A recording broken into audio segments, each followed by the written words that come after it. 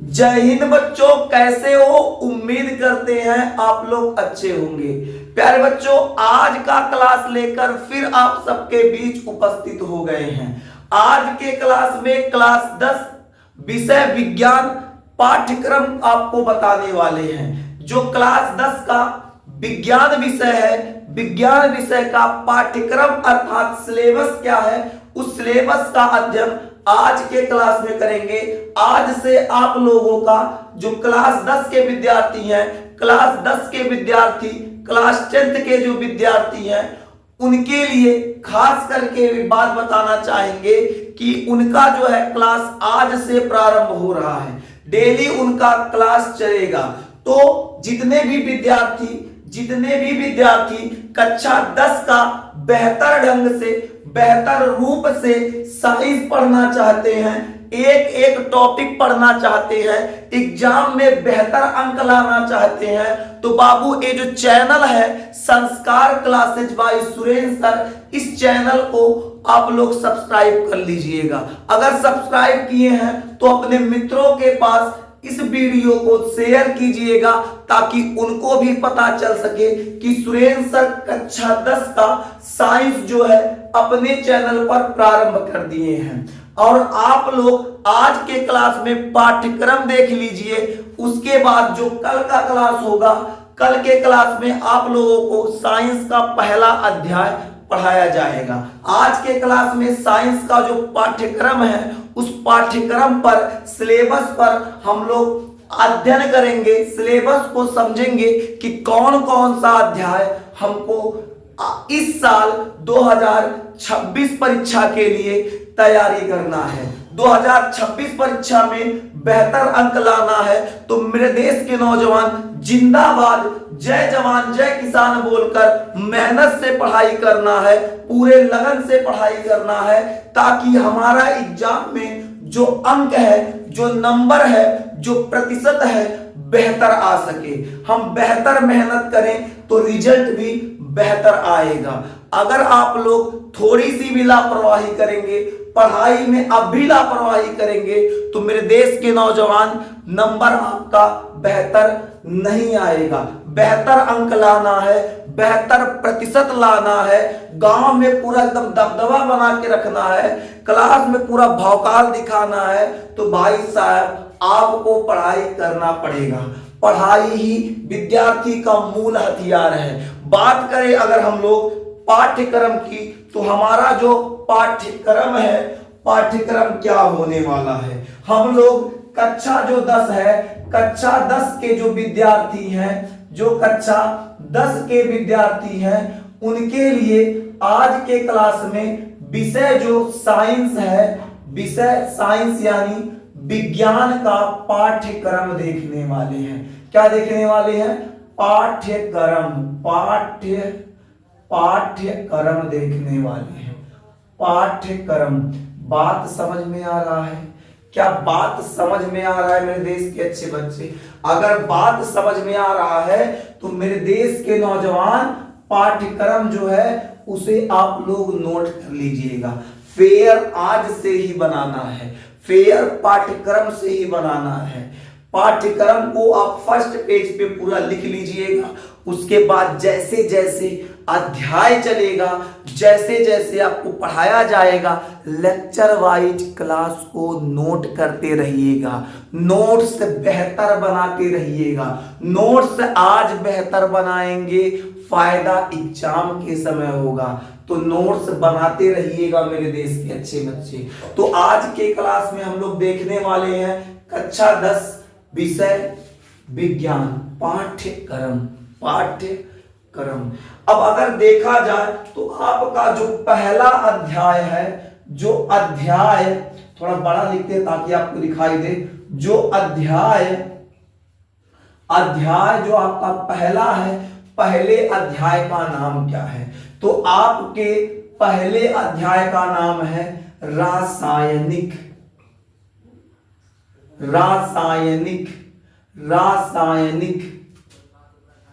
अभिक्रिया, रासायनिक अभिक्रिया एवं समीकरण, यवम समीकरण, यवम समीकरण, रासायनिक अभिक्रिया यवम समीकरण, chemical reaction and equations, chemical reaction and equation, यानी आपके पहले अध्याय का नाम है रासायनिक अभिक्रिया एवं समीकरण। अब बात करें अगर हम लोग अध्याय जो है दूसरे अध्याय की, तो आपका दूसरा अध्याय क्या हो जाएगा? तो आपका जो दूसरा अध्याय होगा, दूसरे अध्याय का नाम है अम्ल, अध्याय का नाम क्या है? अम्ल एवं या अम्ल कामा क्षारक, अम्ल कामा क्षारक एवं लवण, अम्ल कामा क्षारक एवं लवण। तो इसे हम लोग क्या कहेंगे?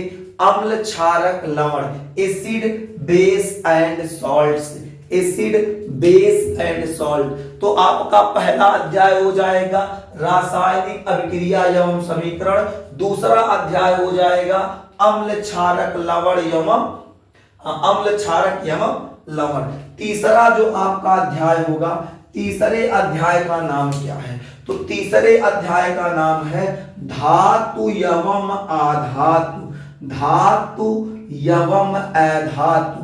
धातु एवं अधातु को इंग्लिश में मेटल एंड नॉन मेटल कहते हैं, मेटल एंड नॉन मेटल कहते हैं। चौथे अध्याय की बात करें तो आपका चौथा अध्याय क्या होगा? जो आपका चौथा अध्याय होगा कार्बन तथा उसके यौगिक, कार्बन नोट करते रहिएगा मेरे देश के अच्छे बच्चे, कार्बन तथा उसके यौगिक, उसके उसके उसके यौगिक।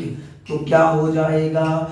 चौथे अध्याय का नाम, चौथे अध्याय का नाम होगा कार्बन तथा उसके यौगिक, carbon and it's compounds, carbon and its compound. तो आपका जो ये चारों अध्याय है, पहला अध्याय रासायनिक अभिक्रिया एवं समीकरण, अम्ल क्षारक एवं लवण, धातु एवं अधातु, कार्बन तथा उसके यौगिक। मेरे देश के अच्छे बच्चे, ये चारों जो आपका अध्याय है एक केमिस्ट्री के अंतर्गत आता है। किसके अंतर्गत आता है? केमिस्ट्री यानी रसायन विज्ञान, रसायन, रसायन विज्ञान, विज्ञान, रसायन विज्ञान यानी केमिस्ट्री के अंतर्गत आएगा।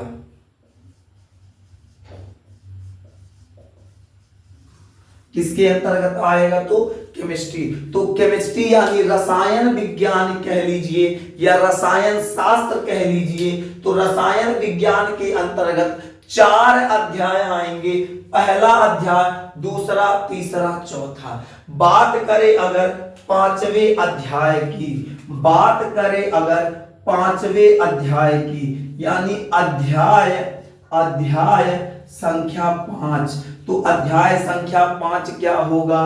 तो अध्याय संख्या 5 है जैव प्रक्रम, जैव प्रक्रम, लाइफ प्रोसेस, जैव प्रक्रम। अध्याय 6 की बात अगर किया जाए तो अध्याय 6 क्या है? तो अध्याय 6 का नाम है नियंत्रण एवं समन्वय, नियंत्रण, नियंत्रण एवं समन्वय, एवं समन्वय, नियंत्रण एवं समन्वय, कंट्रोल एंड कोऑर्डिनेशन, नियंत्रण एवं समन्वय। बात करें अध्याय 7 की, तो अध्याय 7 क्या होगा? अध्याय 7 क्या होगा? अध्याय 7 हो जाएगा, अध्याय 7, अध्याय 7 क्या होगा? क्या होगा? अध्याय 7 हो जाएगा जनन, जनन। अलग अलग किताबों में अलग अलग नामों से जाना जाता है।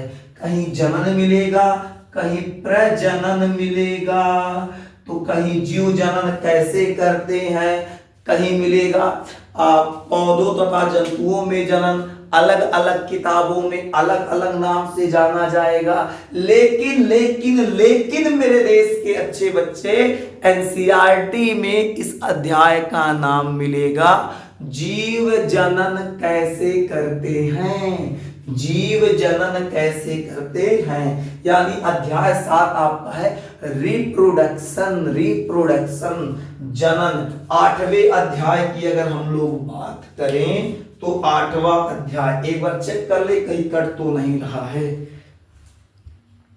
चलिए 8वें अध्याय की अगर हम लोग बात करें तो 8वां अध्याय क्या होगा, 8वां अध्याय आपका हो जाएगा, 8वां अध्याय क्या होगा, आनुवांशिकता।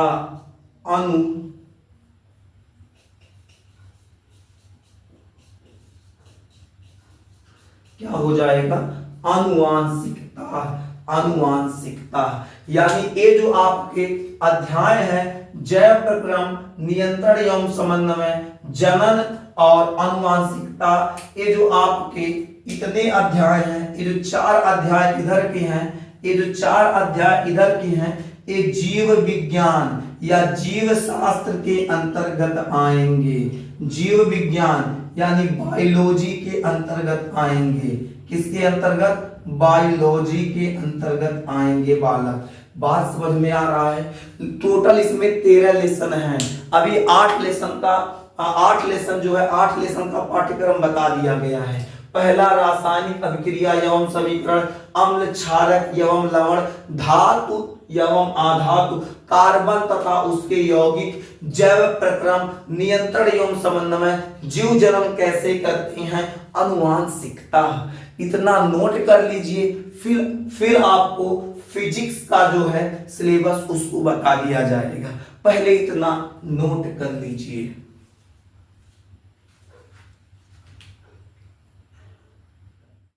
अब हम लोग बात करते हैं अध्याय 9 की। किसकी, अध्याय 9। तो अध्याय 9 क्या है, 9वें अध्याय से आपका फिजिक्स यानी भौतिक विज्ञान शुरू होता है। तो अध्याय नंबर 9 जो है वो है प्रकाश। क्या है, प्रकाश। अब प्रकाश में पढ़ना क्या है, तो प्रकाश में पढ़ना है, प्रकाश में पढ़ना है प्रकाश का परावर्तन तथा अपवर्तन। इसमें पढ़ना है प्रकाश का परावर्तन, परावर्तन तथा अपवर्तन, तथा अपवर्तन, अपवर्तन, अपवर्तन। समझ में आ रहा है, बहुत अच्छे। इसमें कोई बहुत ज्यादा समझने की आवश्यकता नहीं है, बस अपना पाठ्यक्रम देख लीजिए। बात करें अध्याय 10 की तो अध्याय 10 क्या हो जाएगा, आपका जो अध्याय संख्या 10 है, 10वां जो अध्याय है वो है मानव नेत्र, मानव नेत्र तथा रंग बिरंगा संसार, तथा रंग बिरंगा संसार, रंग बिरंगा संसार। तो हो जाएगा आपका लेसन 10 मानव नेत्र तथा रंग बिरंगा संसार। लेकिन आपके नवीन प्रकाशन में इस चैप्टर का नाम अलग दिया है। अलग क्या है, उस चैप्टर का नाम है मानव नेत्र तथा रंगों का इंद्रधनुष। यानी आप घबराइएगा नहीं, हम आपको एनसीईआरटी के अकॉर्डिंग बता रहे हैं। एनसीईआरटी के बुक में मानव नेत्र तथा रंग बिरंगा संसार है, तो मानव नेत्र तथा रंग बिरंगा संसार कह दिया जाए या फिर मानव नेत्र तथा रंगों का इंद्रधनुष कह दिया जाए, तो मेरे देश के नौजवान घबराइएगा नहीं। बात एक ही है, चैप्टर वही है, उस चैप्टर के अंदर जो टॉपिक है सब सेम है। बात करें अध्याय 11 की, तो अध्याय 11 है विद्युत। विद्युत बोले तो करंट। आपके अध्याय 11 यानी 11 में हम लोग पढ़ेंगे विद्युत। अध्याय 12 की बात अगर किया जाए तो 12वें अध्याय में है विद्युत धारा, विद्युत धारा, विद्युत धारा तथा तथा चुंबकीय प्रभाव या उसका चुंबकीय प्रभाव तब भी चल सकता है। चुंबकीय प्रभाव, ठीक है। विद्युत धारा तथा उसका चुंबकीय प्रभाव या उसका चुंबकीय प्रभाव चाहे तथा चुंबकीय प्रभाव, बात सेम है। बात हम लोग अगर करें अध्याय संख्या 13 की, तो 13वां अध्याय क्या है? बात करें अध्याय संख्या 13 की, तो 13 यानी अंतिम जो अध्याय है हमारा पर्यावरण, हमारा नीचे लिख देते हैं थोड़ा सा, हमारा पर्यावरण, तो ये हो जाएगा आपका पूरा सिलेबस। ये क्या हो गया? पूरा आपका सिलेबस, पाठ्यक्रम। तो आपको कक्षा 10 में केवल और केवल मात्र कह लीजिए 13 लेसन का अध्ययन करना है। पहले इसका जो सिलेबस था उसमें 15 लेसन था, मतलब 13 लेसन से कहीं अधिक था। लेकिन अभी के समय इस साल आपका सिलेबस मात्र 13 लेसन है। इन्हीं 13 लेसन का अध्ययन आप बेहतर ढंग से कीजिएगा, घोल के पूरा चैप्टर आप पी जाइएगा, ठीक है। एग्जाम में एक क्वेश्चन भी यहां से छूटना नहीं चाहिए। चुन चुन के एक एक टॉपिक को हम लोग अध्ययन करेंगे, एक एक टॉपिक को देख लिया जाएगा, एक भी टॉपिक को नहीं छोड़ा जाएगा, ताकि एग्जाम में इस पूरे चैप्टर से कहीं से क्वेश्चन उठा दे तो उसकी औकात नहीं है कि हम लोग के नोट्स से बाहर क्वेश्चन आ जाएगा। उम्मीद करते हैं कि आपको पाठ्यक्रम बेहतर ढंग से समझ में आ गया होगा। अगर समझ में आ गया है मेरे देश के अच्छे बच्चे, तो नोट कर लीजिए। अब हम लोग कल के क्लास में सीधे मिलेंगे। कल के क्लास में हम लोग अध्ययन करेंगे रासायनिक अभिक्रिया एवं समीकरण। कल के क्लास में क्या अध्ययन करने वाले हैं? रासायनिक अभिक्रिया एवं समीकरण। तो आज का क्लास यहीं तक, फिर मिलेंगे आपसे अगले क्लास में। तब तक के लिए जय हिंद।